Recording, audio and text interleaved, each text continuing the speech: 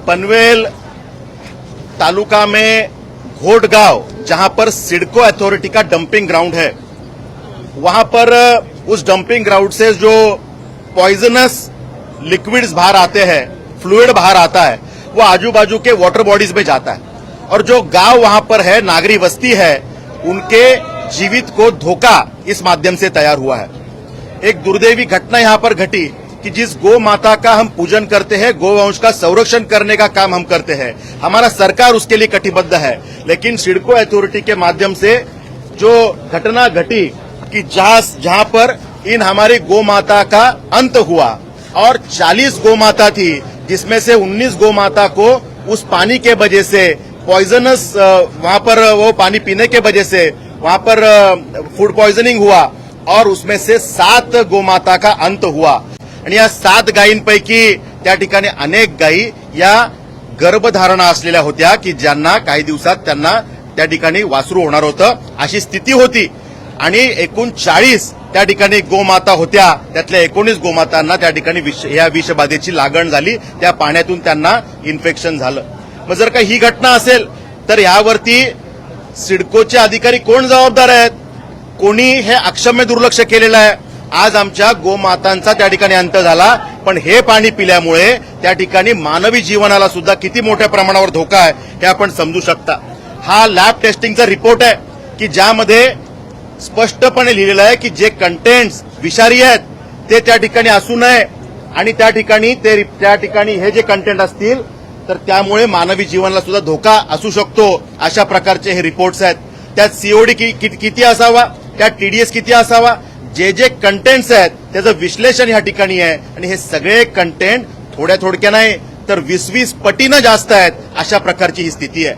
मग जर का ह्या भागामध्ये अशी स्थिती त्या ठिकाणी होणार असेल तर मानवी जीवन त्या ठिकाणी कसं राहू शकतं?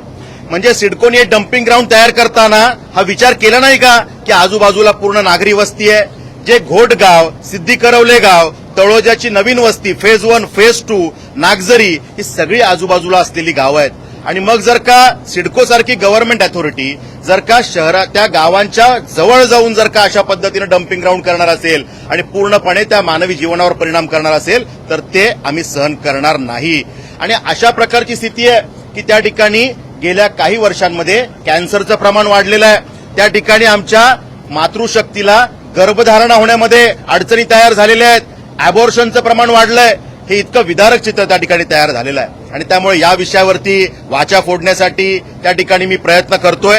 हे डम्पिंग ग्राउंड त्या ठिकाणून हलवलं गेलं पाहिजे, हा एक विषय त्यामध्ये आहे। ज्या सिडको अधिकाऱ्यांनी अक्षम्य पद्धतीनं या दुर्लक्ष केलेलं आहे त्यांच्यावर गुन्हे दाखल व्हायला पाहिजे, त्यांचं निलंबन व्हायला पाहिजे, ही त्या ठिकाणी मागणी मी करतोय। आणि इतकी मोठी घटना घडून सुद्धा त्या ठिकाणी एमपीसीबीच्या अधिकाऱ्यांनी कुठलाही रिपोर्ट केला नाही, त्या ठिकाणी पशुवैद्यकीय डिपार्टमेंटची मंडळी आली, रिपोर्ट नोंदला नाही, तिथले सॅम्पल्स कलेक्ट केले नाही, त्या ठिकाणी कुठला हा विषयाला त्या ठिकाणी कुठेही त्याच्यावर चर्चा न करता विषय दाबण्याचा प्रयत्न केला। पनवेल महापालिकेचे पशुवैद्यकीय डिपार्टमेंटचे जे कोणी डॉक्टर असतील त्यांनी दुर्लक्ष केलेलं आहे।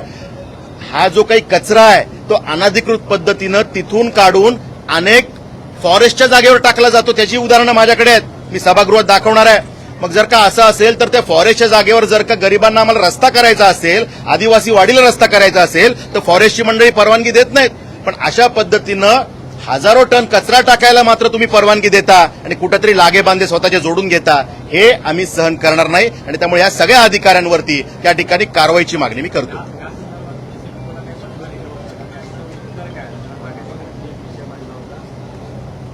सिडकोचे अनेक विषय मी सातत्याने मांडत असतो, कारण ज्या भागातून मी येतो त्या भागात 90% भागावरती सिडकोच्या माध्यमातून नियोजन केलं गेलं आणि कारभार त्यांच्या माध्यमातून चालवला जातो।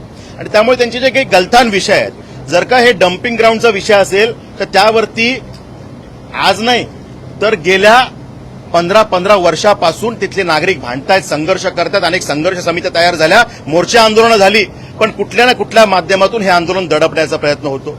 मग जर का तिथल्या नागरिकांना या विषयाचा त्रास आहे तर सिडको स्वतःची मनमानी का बंद करत नाही? हजारो हेक्टर जमीन सिडकोनी घेतली, कवडीमोल भावात घेतली, सरकारी जमीन तर मोफतच घेतली, मग हे डम्पिंग ग्राउंड कुठेतरी शहरापासून 2-5 किलोमीटर दूर नाही करता येणार का?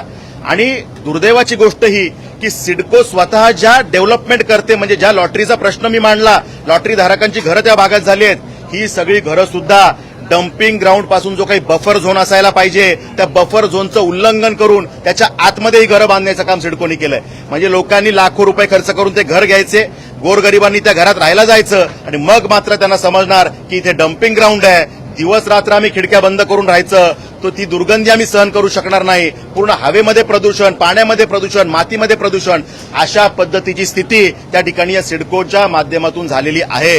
त्यामुळे सिडकोचे अधिकारी असतील, एमपीसीबी असेल, पनवेल महापालिकेचे पशुवैद्यकीय अधिकारी असतील किंवा या विषयात असणारे फॉरेस्ट अधिकारी असतील, या सर्वांवरती कारवाईची मागणी मी करणार.